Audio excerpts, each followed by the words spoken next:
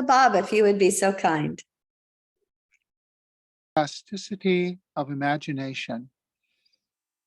The sculptor exemplifies the creativity of purifying, sifting, structuring, and refining, resting in the unusual position wherein the acts of creation and an appreciation inconspicuously merge, so that every gesture of the sculptor is tending towards his conception of beauty and perfection. He adapts the human form to the divine purpose and at the same time disseminates divine ideas in a self-aware but egoless activity.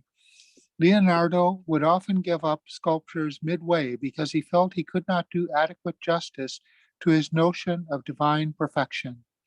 Equally, Michelangelo, whenever he saw a thick and uncarved block, felt that he perceived a spirit waiting to be released.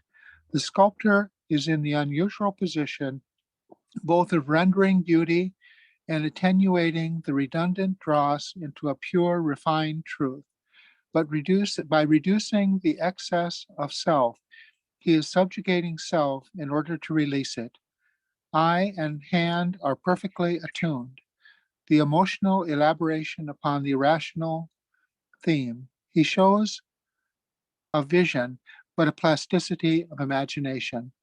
One could relate this to the Taoist notion of the uncarved block, which respects the integrity of the block, whether individual or collective, but also apprehends the sympathy that flows from non-being, so that when a sculptor is cutting away at himself to come to a chaser whole, he is also indirectly contributing toward the creativity of society. Thank you so much, Bob. And welcome everyone to Gems from the Wisdom Traditions, a conversation circle, in which we draw from the topic for the week from the Still and Moving Center Almanac, with our overall theme for the year being citizens of the future. And I love the way that that final sentence that you read, Bob, is pointing to that kind of a future and our place in it. This week, we take up the topic of the fire of enthusiasm, which it seemed to me to be appropriate to look at from the artistic tradition. We are very fortunate to have an exquisite classic sculptress, Johanna Schwaiger, who is originally from Austria, from the tradition of carving wood and sculpting stone.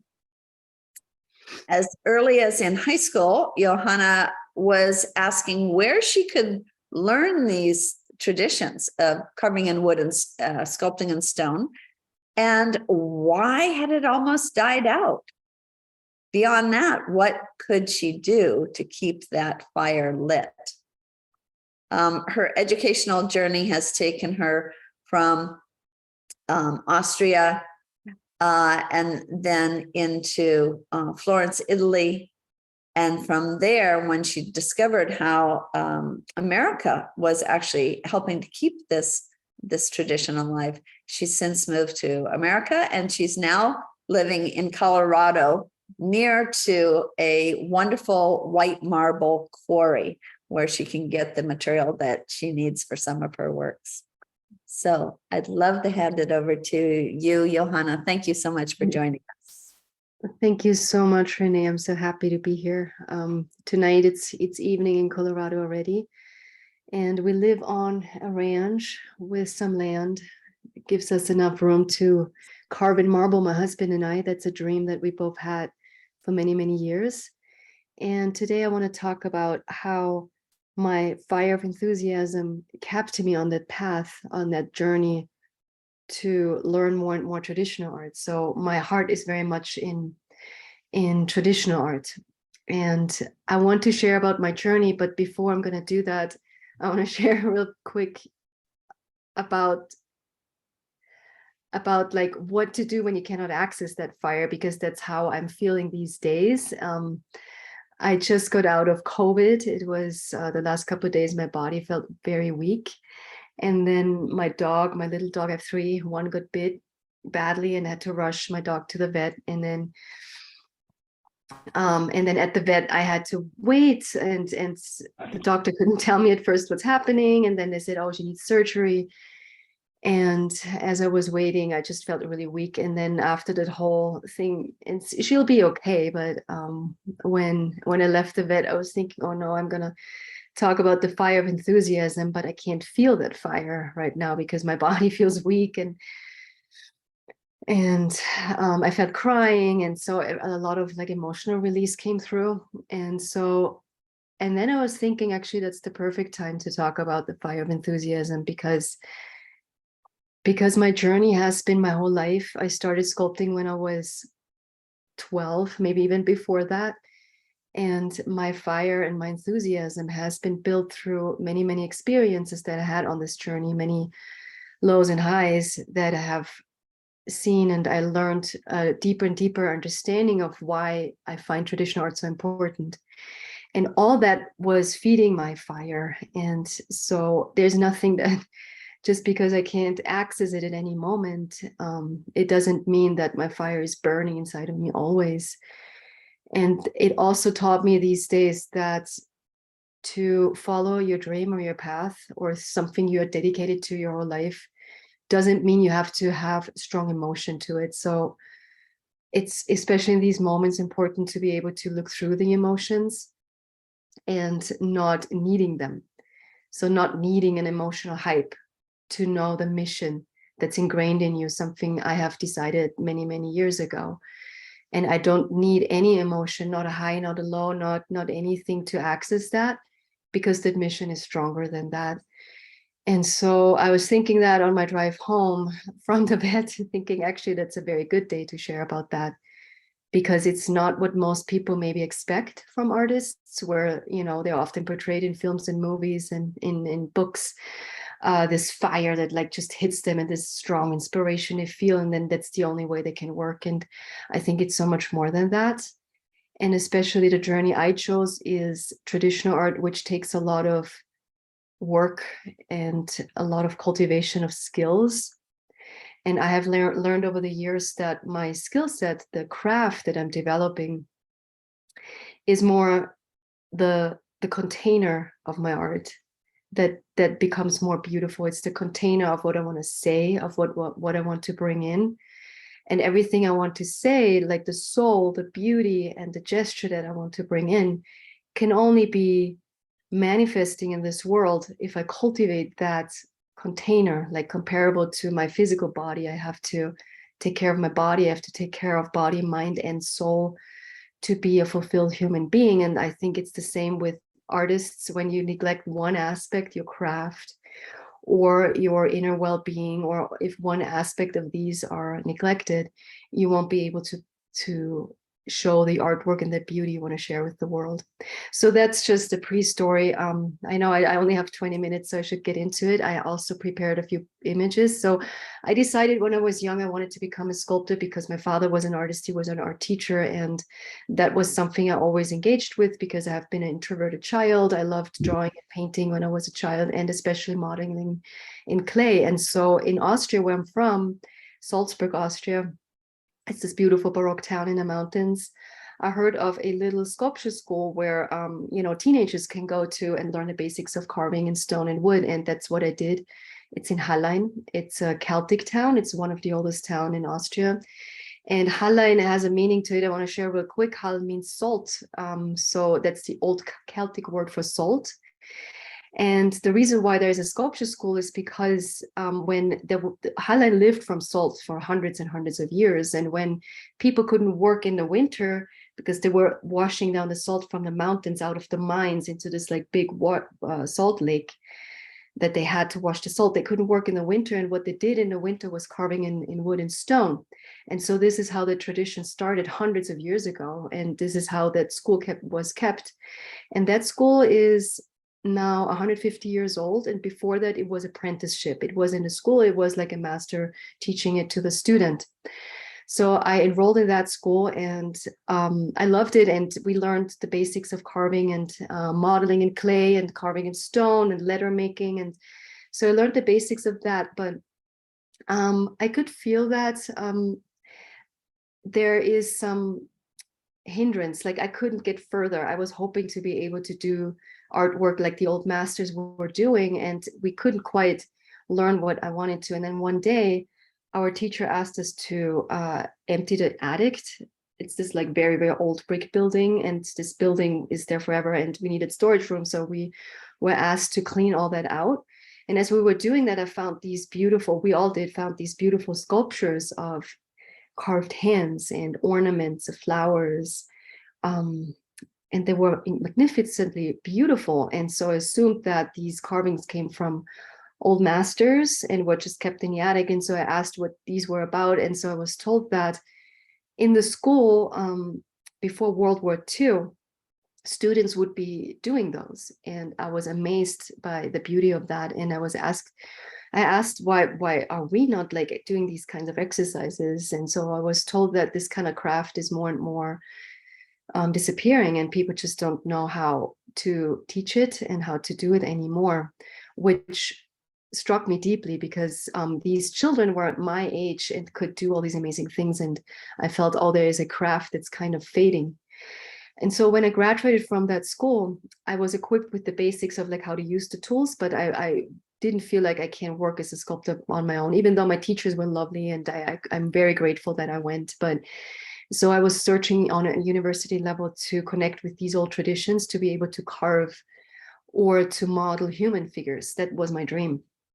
And so I was looking in a university level and couldn't find any curriculum that offered that, and not in Austria, not in Germany. And I was looking in different countries.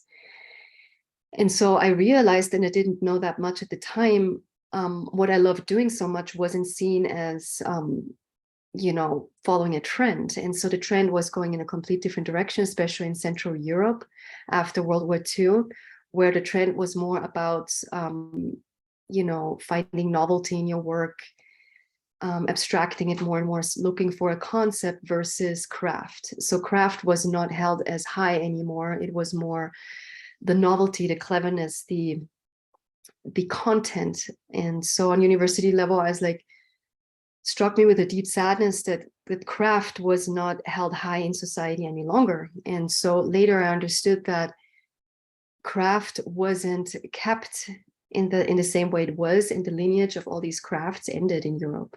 And the only country where it was kept alive was actually Russia, which may have like political reasons and whatnot, but in Central Europe, it just wasn't available.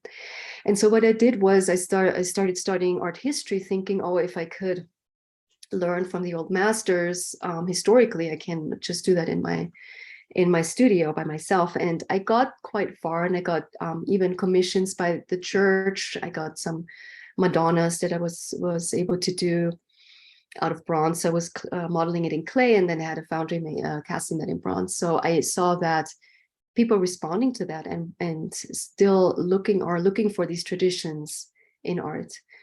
And a lot of people were telling me at the time, well, you won't get very far with this because it's not what we do anymore, and it's not even art anymore. And I was thinking, oh, if that's not considered art anymore, I don't care. I just love doing it. It's not, I don't need to be called artist. If that's just craft, that's fine with me. And so I was in my early 20s, and I got a few commissions, which reassured me that there's a demand with the people, not maybe necessarily with the high art galleries, but with the people, and not just with churches, so private commissions as well. And so I was 26 at the time. Then I found out about the Florence Academy of Art in Italy, which ironically is not an Italian academy, it's an American academy placed in Italy that started in the early 2000s. And during that time, what I find interesting is that all over the United States, there was these ateliers popping up more and more, especially on the East Coast, in New York and Boston and around there. There was artists being interested in reconnecting with the lineage of the 19th century painting and sculpting at the time. So I didn't know that. So that there is a little bit of a movement of reconnecting with the traditions in the United States. So I enrolled at the Florence Academy of Arts, and I stayed there for 3 years. I learned under Robert Bodum. He is a wonderful sculptor from Boston, and I learned so much. I was really happy that I went to drawing and sculpting and drawing very intensely. And this is also how I met Sarah, who is not here today, but she went to the Florence Academy of Art as well. And that's a friendship that's very dear to me too. So after that, I moved back to Austria, and I had a skill set. I was more of a professional, and now I would like to share a few images of that period of my life. I don't know if I can open that. Hold Shift to select multiple windows. Oh, there you go. So I apologize for this first image being so blurry, but it's the only one I had when I was a teenager doing one of my first commissions. Image is a little blurry. I apologize, but that's the only one I had when I was a teenager trying to teach myself traditional art. So that was my first commission that I had when I was maybe 20 years old. 19, I don't remember, but that commission is dear to me, even though now I can see 100 mistakes anatomically.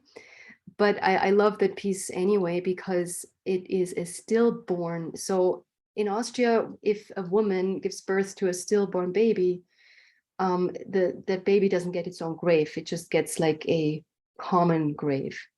And so that is something I thought was really sad. So I went to a town in Austria and said, well, why don't we make a beautiful memorial of a grieving mother and have all the stillborn children buried around her, so the mother can go and can grieve.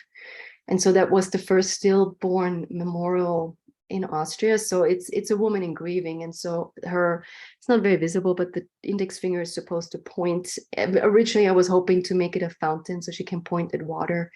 The water is like, the womb of the mother.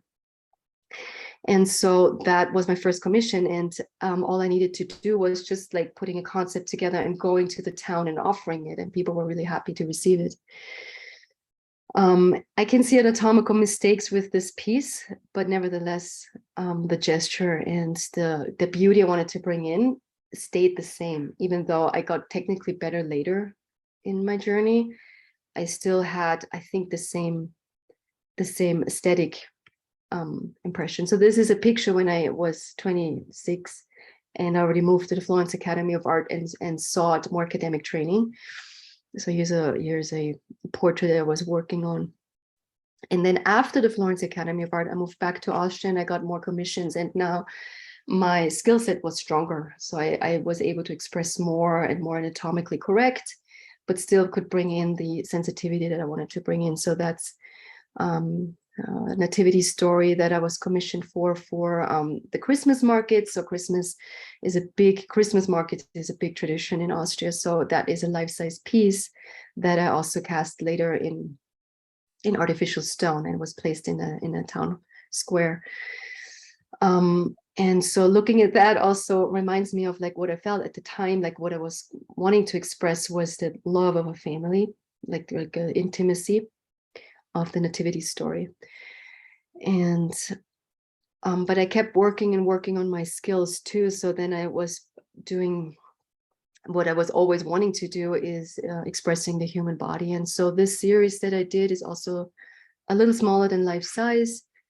I call it Ether, a female and a male version, or like Atlas. It's basically the emergence of the human body made out of clay, which is in many traditions. It's in the Western tradition as well as in Asian, where it was said that Nuva in the Asian tradition made the human body out of clay, and so that in the Western tradition, Adam and Eve being made out of clay. So it's like kind of literally I'm making it out of clay. But what I was trying to do here, Ether, to me was an interpretation of that material substance where things take on form and soul comes in, and then it also connects with the material substance. So that's the idea of like ex nihilo coming out, being merged into clay. So here you can see how she's like forming out of the clay, and same with the male version. So those two, and then so I got another commission from Lady Madonna, which I was doing this like crossed hand gesture to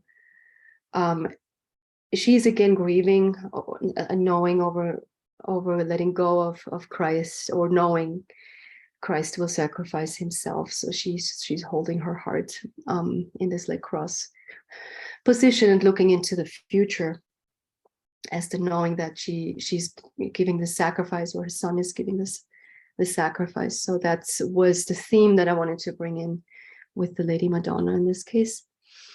And then this piece is she's nude. That's Joan of Arc.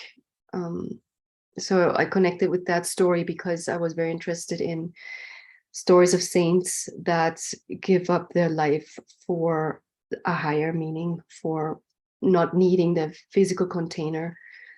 And that's also a little bit connected. My friend Charles Way gave a speech for Gems of Wisdom tradition maybe 2 years ago, and he was talking about that, experiencing that himself as a Falun Gong practitioner, being tortured in China. And so I made Joan of Arc because at around the time I was already practicing Falun Gong as well, and thinking a lot about like how people still to this day giving their lives, knowing that the physical container is not as important as their soul, and then being willing to do that. So that's why I was trying to interpret Joan of Arc on like as she's getting executed. So the next piece is a capoeira dancer, something that interested me at the time, how this group developed this martial art technique out of a necessity to defend themselves, and doing that as a dance form, but yet like empowering themselves as being slaves. So that's a story I thought was really beautiful. And then now, as you can see, my expression has changed so much because in my journey, moving to America, also meeting my husband, then getting married, and getting more and more into my meditation practice, I found more calm inside of me. And so this piece is called Wu Wei, which is Chinese for, basically it means silence of the heart, not being moved, unmoved. So Wu Wei is more not being moved. And I think now in my life, I have found more a place where when tragedy hits me, or even exciting things hit me, I have a place to be not unmoved, to stay unmoved deep inside of me, because I follow my meditation practice daily. I practice Falun Gong every day. And so that's my quiet Wu Wei. And one of my latest pieces, so that's also again inspired by a classical Chinese dancer. It's called the Lotus Hand. She's like, I was working with a Chinese dancer. She would taught, and I was inspired by the classical Chinese dance company Shen Yun. They're bringing back these ancient Chinese dances after, China being persecuted, and their traditions had to be given up, and it was attacked and destroyed. And so what Shen Yun is doing on stage is bringing back that tradition and showing classical Chinese dance in its purity. And I love that show for that reason. And I think it's artistically very, very beautiful in the way it is. So I was working with this dancer, and she was showing me the Lotus Hand, which is an old Tang Dynasty expression where the middle finger is tilted inwards just a little bit, and the way she's moving it up is like a flower. And the lotus in Buddhism is like a flower that comes out of the mud, and it stays pure even under persecution. So the grace of that Lotus Hand, I felt very inspired by that. So that's not a very large piece, that's a smaller piece. And so that's my latest piece. It's a portrait of a friend where I want to carve this one in stone. I didn't include many of my stonework yet. We moved 1 year ago to Colorado to carve in stone and to purchase big stone blocks. And I also have a YouTube channel where people can see the journey where I'm starting to translate my clay work into stone. And so you can see some of my stone work on my YouTube channel, which is my name, Johanna Schwaiger, on YouTube. Who is interested can follow me there. So I'm trying as good as I can, like share the story, how we moved there, how we set up our studio, how we purchased the stone, which was very difficult to do. We had to move to Yule, Colorado, and then find the right material to be able to carve, and then bring. So the most difficult in stone carving really is the logistics of it, transporting large blocks of stone somewhere, having the space to do it, buying all the machinery that you'll need. So that was the biggest challenge that kept us from doing it for so long, especially living in California. There was no way to carve in stone, so we had to move, and now we're in California. And my husband is carving a portrait right now. I was doing an ornament, and I'm carving a portrait right now. And yeah, so here we are fulfilling that dream that we both have independently. So he has his dream, and I had mine for so many years. And so the topic of like, how do I keep that fire, that enthusiasm in me, is that along that journey with all these obstacles that I faced and saw, and also people telling me, you know, traditional art may not be, it's a thing of the past. Like, why would you follow it? It's not something where you can make a lot of money. Like, the galleries are looking for something different. And what kept me doing it is, what I feel is, if you connect with a tradition, it is very humbling and very empowering at the same time, because you're connecting with something generations before you already cultivated. And so you humbly need to focus every day and spend a lot of hours learning a technique. And as you're getting better at it, it is extremely empowering, but the humble feeling always stays the same. You never feel like, oh, I'm just great at it. You always feel like a beginner in a way. Yet my skill set is cultivated more and more. So I'm able to more bring in the things that I'm feeling into my craft. So I think we're making a huge mistake if we let go of craft and let go of tradition. And people sometimes, especially Central Europe, where I'm from, people sometimes are afraid of the word tradition because they feel like it's in a way limiting them, and they want to liberate themselves from tradition. And I think we're making a huge mistake. I think it's first of all, the craft that you're learning is incredibly empowering, and you have to learn a tradition because it takes more than one lifetime to develop a craft. So you have to look at what ancestors did before you in order to learn it. And in my case, it's really Renaissance artists that I'm looking at, Michelangelo, Leonardo, and I study all these old masters to improve my craft. So that's just the surface element of it. But what's more important is that it's really also an energetic offering that is given from ancestors, like a torch that's passed on from generation to generation. And I find that incredibly humbling and at the same time empowering. And if you break with that craft, which I think a lot of the modern trends try to do, what happens is that people get encouraged to be clever and be novel.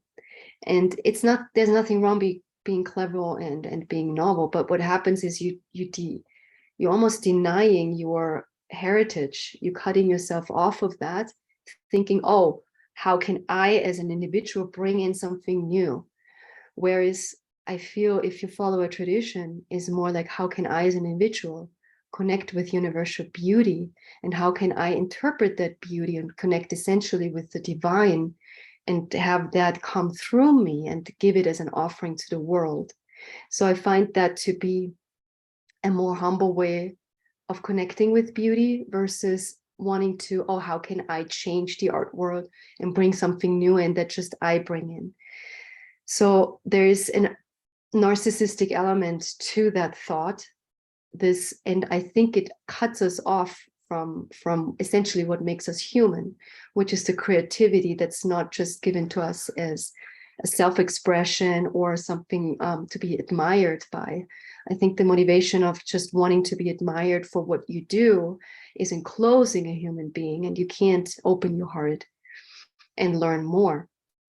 So that is really what traditional art has taught me, this kind of humility, because it's so difficult to do and it takes so many years to improve your artwork, that it is incredibly humbling. And then when you improve it, then you can really channel that beauty and then give it to other people. So it's way more thinking about universal beauty and sharing with the world versus needing admiration from others and having having that offering. So that's one aspect why, and it may be different from how people usually talk about fire and enthusiasm, because it's not that emotional fire. Yeah, I'm over the time. Sorry, Renee.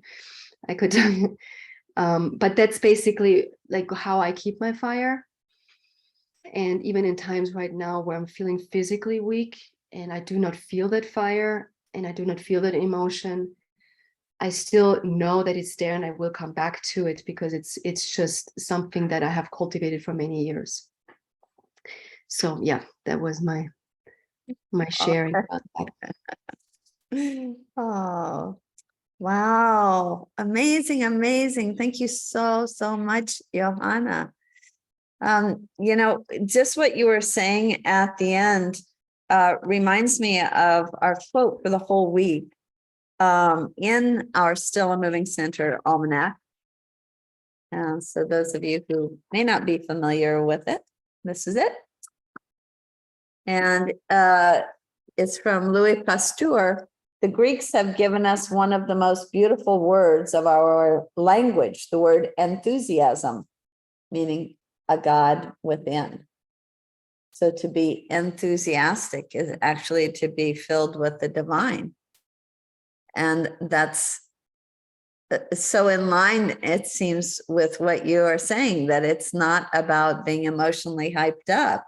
It's being filled with something that is much deeper and that is connected with all of humanity and with a heritage that goes far back into the past, and that you're pointing out to us is so important for us as citizens of the future to keep alive and to pass on, so that everyone has the opportunity to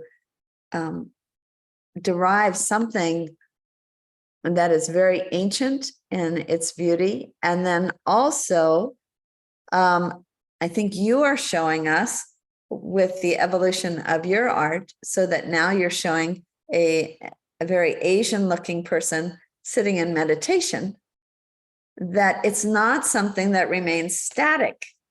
Anything that is filled with the divine is very much alive. So I can see it as always subject to evolution and progress. Am I reading you right that way, Johanna? Well, yeah, every single piece is very like connected to where I was in life. And I do feel much more fulfilled being able to fully live my craft and my art together with my husband. And it's showing in my artwork as well. And yes, it's an evolution. It will change to something different, but we will focus on the marble aspect. So that's a different new journey that we are on. Uh-huh. Yeah. So we open up the conversation to everyone now, and we always use as our premise that everyone here has their own life wisdom. Everyone here has their own life experience that includes this fire of enthusiasm. And so we're really happy to hear from each of you about your own experience with that fire of enthusiasm. How do you feed it? How do you keep it alive? And also, if you have any questions that you'd like to ask of Johanna or of the whole group, that would be wonderful too. I want to make sure that we welcome Sharon Tanaka of Honolulu and Patrice Federspiel, who's a painter here on the island, whose art actually graces Still a Moving Center. We have a number of her paintings in our building. Dominica is also, as I mentioned, someone whose art has been displayed professionally in Honolulu and that we've had at Still a Moving Center. I should have had her cup in my hand. I love her elephant cup that she's got. Anyway, let me open it up to the rest of you. Quite a bit to take in, isn't it? It's kind of, believe how beautiful it is. Especially something that you made when you were 19 or 20 years old. And I mean, that's the way you started out. It's just incredible. Dominica, as an artist, how do you keep your fire of enthusiasm alive and well? How do you stoke that fire? I'm only working. Yeah, that's difficult. I'm really inspired by you, Johanna. Thank you. Yeah, it feels like you channeled this world from before. It's like you're connected with all the people. It's really inspiring. Yeah, sometimes I feel this little bit, but you're really good at it.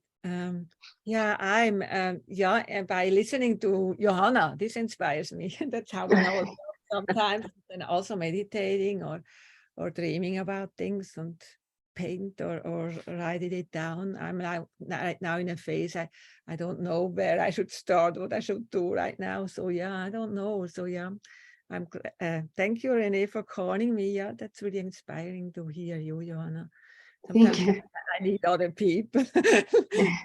Oh yeah, it's good what you're doing. So yeah, often I'm not into, yeah. So yeah, I don't know. Nature, yeah, mainly meditating or listening to other people helps me, or looking at work, or sometimes listening inside meditation. Yeah, that's my answer, Renée. Beautiful. And do you find that just when you put your hands on the clay, sometimes that in and of itself inspires you? Yes.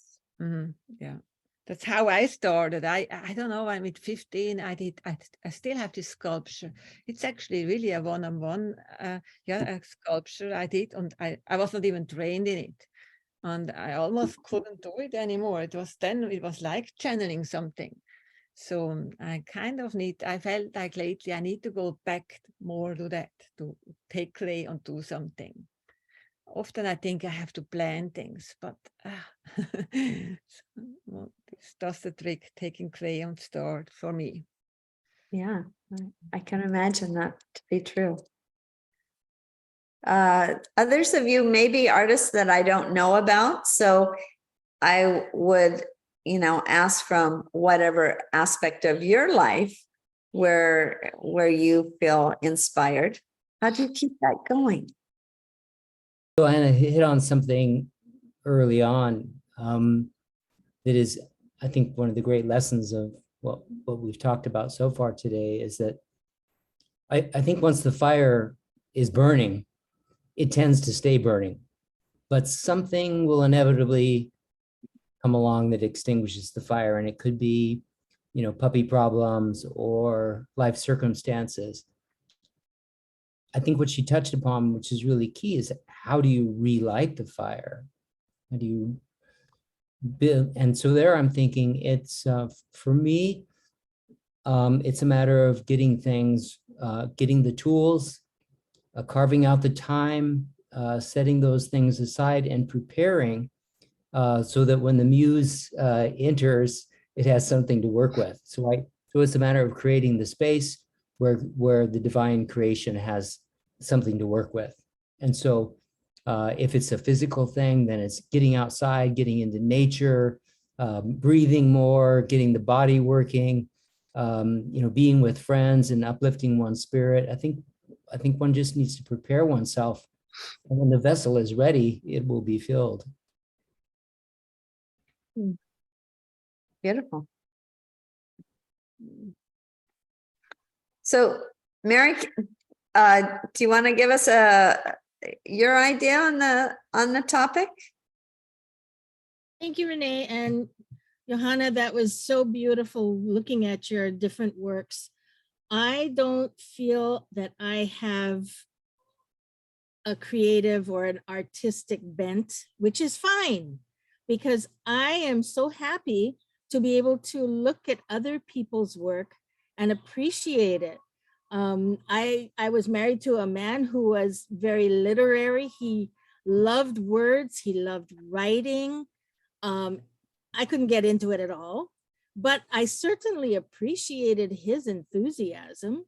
I have a daughter that's very talented, and I am happy to support them.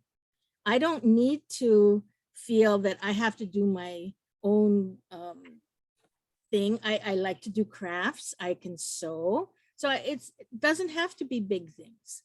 I really feel that being exposed to music, to art, to plays, to books, that is one way that we keep enthusiasm in our lives too. Being able to participate in something that's bigger than ourselves. It's all wonderful, but I love your art, Johanna.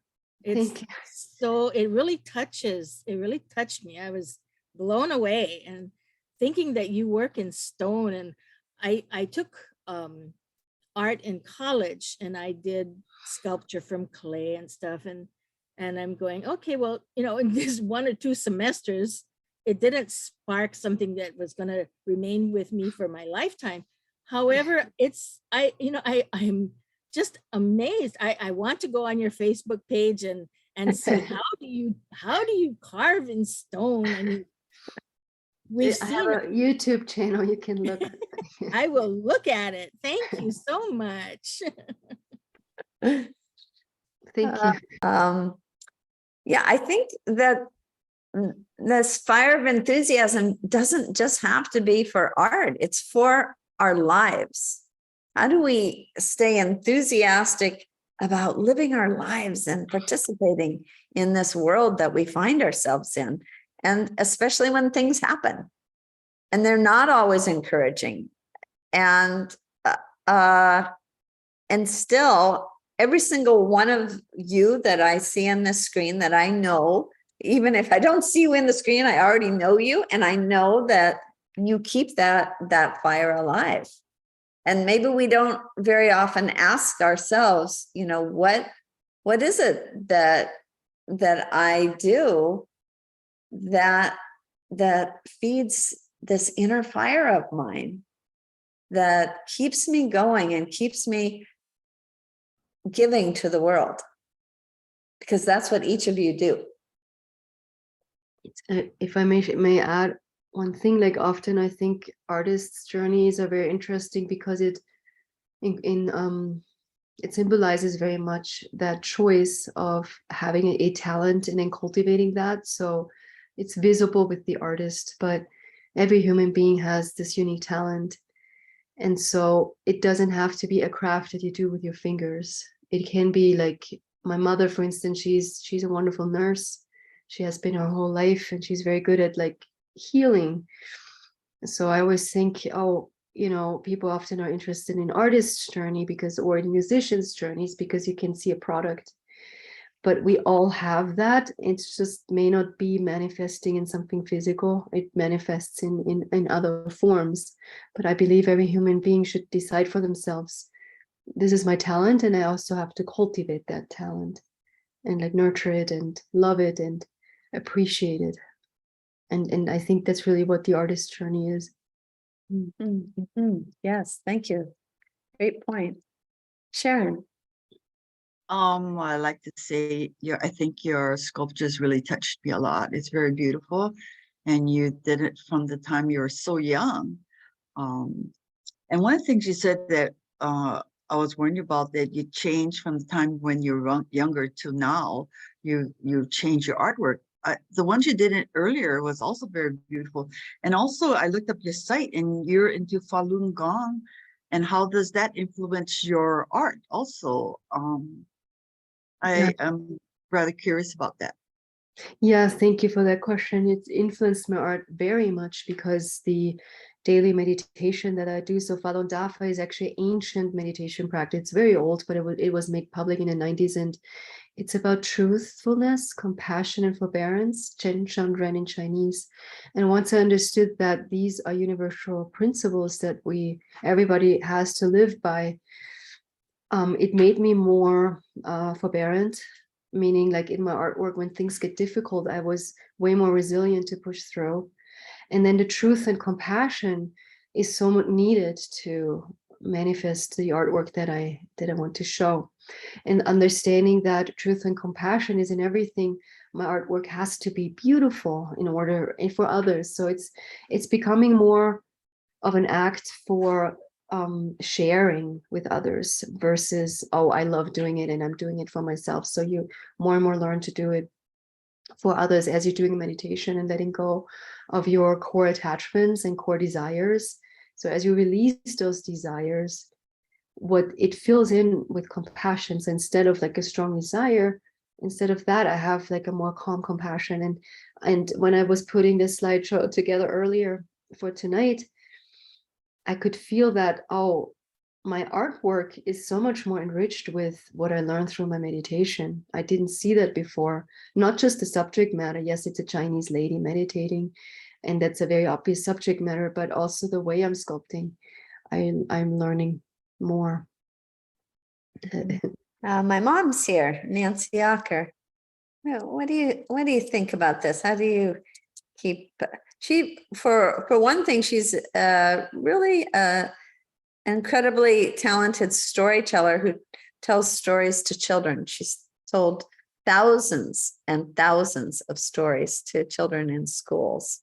I don't know if that's what you might want to talk about, but I just wanted to share that about you, at least, Mom.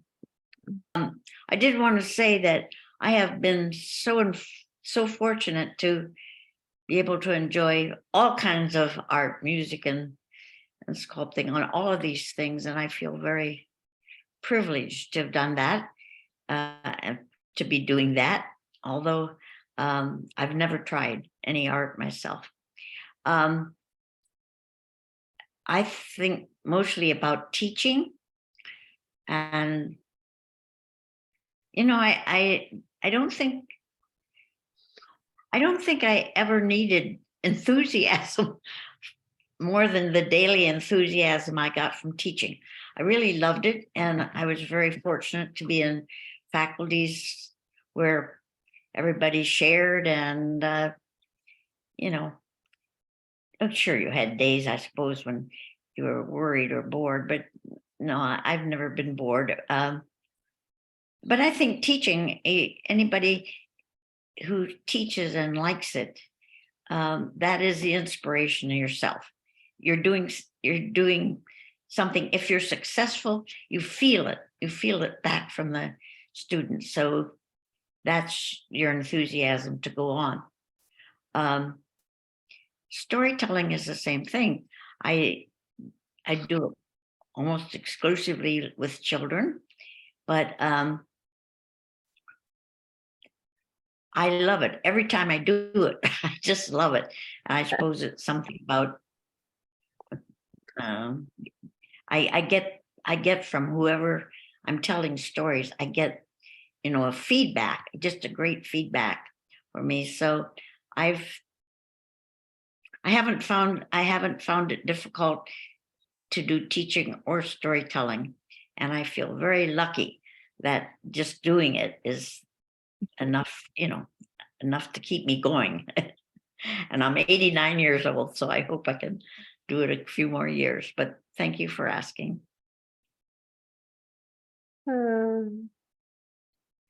Yeah. 89 years young. Yeah. I think Johanna hit on another topic that I think is really beautiful. It was reflecting back when Mary was speaking, because Mary has a lot of passion.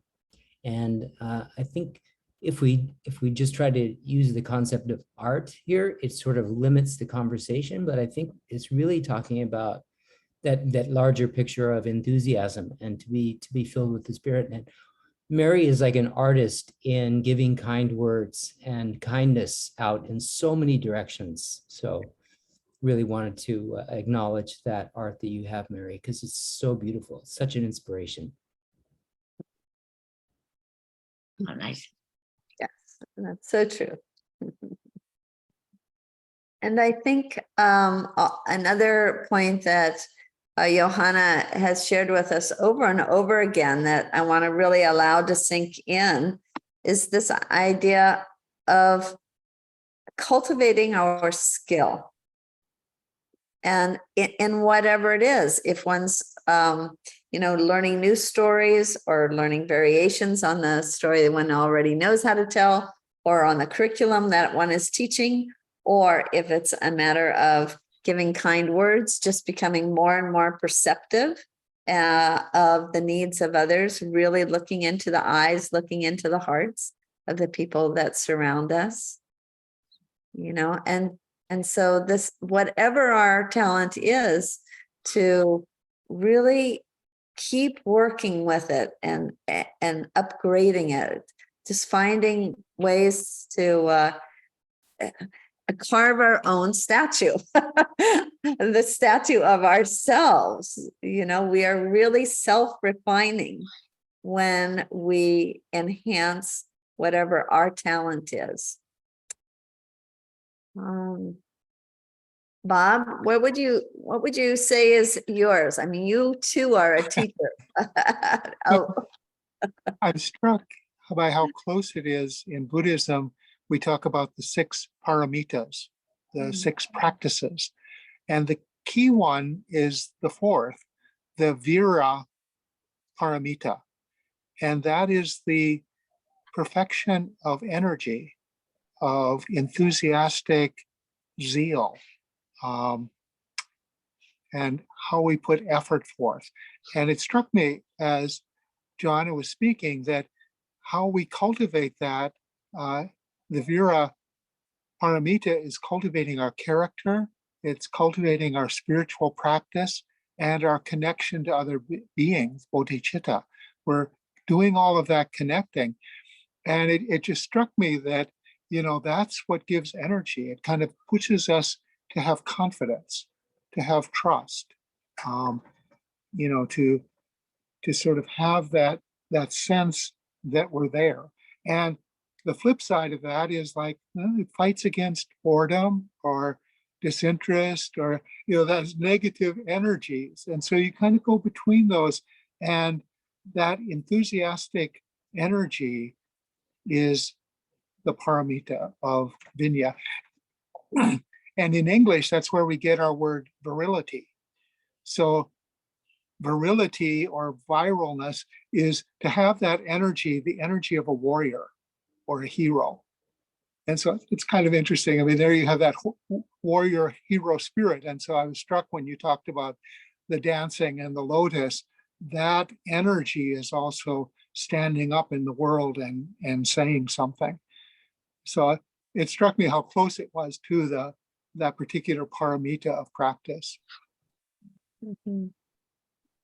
And as you speak, Bob, I'm reminded again of something I thought of earlier, which was the hero's journey from Joseph Campbell that we've touched on a number of times during our conversations.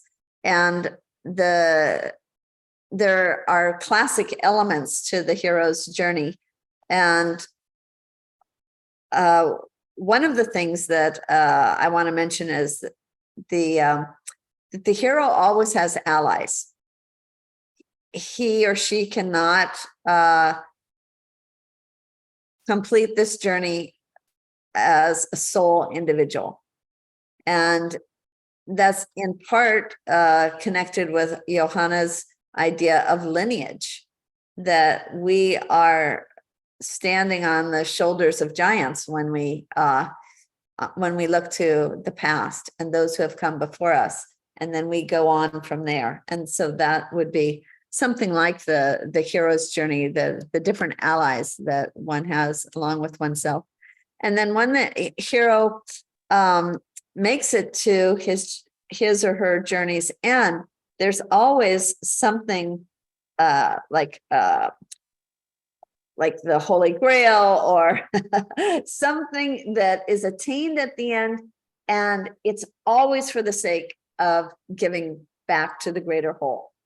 If someone is truly an energy warrior, truly a hero, or a shiro, that's always given back to the community. And we can really, I think, see how Johanna is so inspired, not just by the past, not just by her own passion for what she's doing, also by this love for humanity and wanting to share what she's able to bring through her skill, her love, and give for the rest of the world to share. And so, as so many of you have noted, part of what inspires us and our enthusiasm is to see wonderful works of art. There's something within those works of art that connects us to one another as human beings. There's something about being human that speaks through our art, whether it's visual or it's auditory or it's the skill. I mean, we know what it's like to see a skilled nurse in action and how she connects with her patient. And that is so inspiring to us, right? And just about every life endeavor, when we see somebody, even if it's, someone in the world of sports who so dedicated themselves to their practice and their skill, and they're a wonderful team player, for example, and they let the other person make the basket, but it's because they've set them up for it.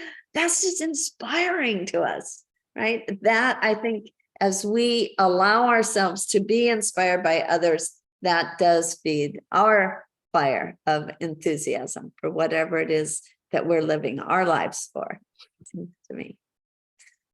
So I really do want to thank you so much, Johanna. This was just exquisite experience for all of us. And I know people will want to look more at your art. There's a lovely recent YouTube video that you can see in speeded up time, I guess you call it. Time lapse, yeah. Time lapse photography, her creation of that final piece of clay art. Do you want to show that one again? The video? Or was that? Well, I think, no, just tell them about the video, but no, can you show that final work of your friend? Or maybe that wasn't the final. Oh, yeah. Yeah. It was like. Yeah, there. There's a YouTube video of how Johanna came to create this piece, which I guess is going to turn into marble. Yes, that's the plan.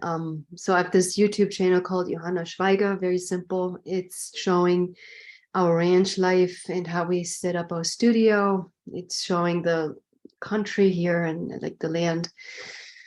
And so I will grow that channel to share with people. But I also wanted to say thank you. And I feel so much better. My body is much warmer now, just being with this group and all these wonderful things everybody has been sharing here. It like gives so much back.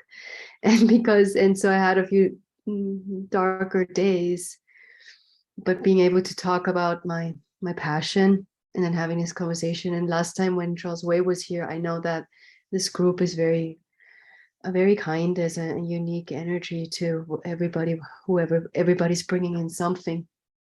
So thank you. Like getting that back really builds me up. So sometimes I forget how important community is and just listening to other people. And it's the most empowering thing, really, because like as an artist, often you tend to isolate, or if you focus on your craft and the craft becomes more important and you forget to reach out to others. So community is empowering, and I do forget that because I'm an introvert and I always think I only find inspiration within myself, and it's really community. So every single thing each of you have shared is really warming my heart. That's the way it's supposed to be. Good. Well, let me tell you about the next couple weeks. We don't know for sure who's going to be our presenter next week for the idea of planters of seeds, but we know citizens of the future include planters of seeds, including those, for example, who plant mango trees without ever hoping to be able to taste the fruit if it's being done toward the end of their lives. So that's next week's theme. And the following week, we have harmonious relationship builders.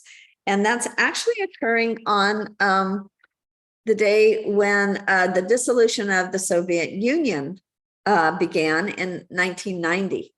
So from the tradition of global leadership, we are going to be, we're looking at Mikhail Gorbachev as someone who was a harmonious leadership builder, really important person in our history, who passed just this last year with probably not as much recognition as he deserves. So I'm looking forward to us being able to recognize a truly great man and someone who did a lot to build harmonious relationships in the world. So thank you all so much for attending, and thank you, Johanna. Coming out of a very difficult day, a very difficult week of going through COVID and still talking with us. It's never so difficult at the end. But thank you, everybody. It was completely enjoyable. Thank you. Yes. Thank you, Johanna. Mahalo and aloha. Mahalo and aloha. Um,